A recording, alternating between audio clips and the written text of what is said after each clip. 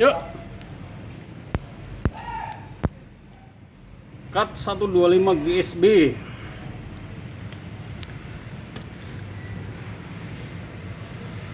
Ini untuk pengaturan ampere.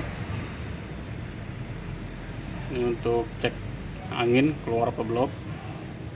Ini untuk 2T dan 4T di display. Anginnya 4 bar kurang.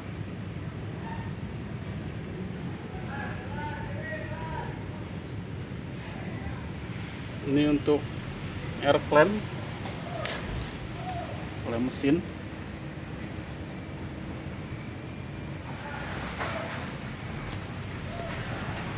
Ini untuk tos nih, tos ini pilot cut startnya. Ini untuk switch.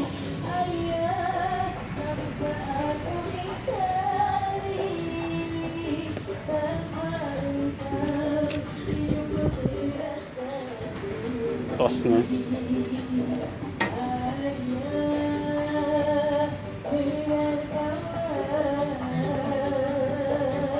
Kita lihat anginnya. Ini angin kompresornya.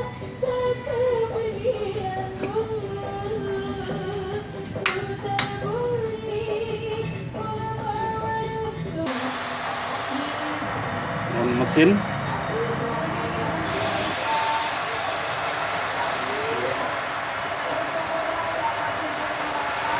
Untuk ampernya sampai 126 ampere. Terendahnya itu 10. Ini berarti dia posisi udah ready ya. Udah ready untuk potong.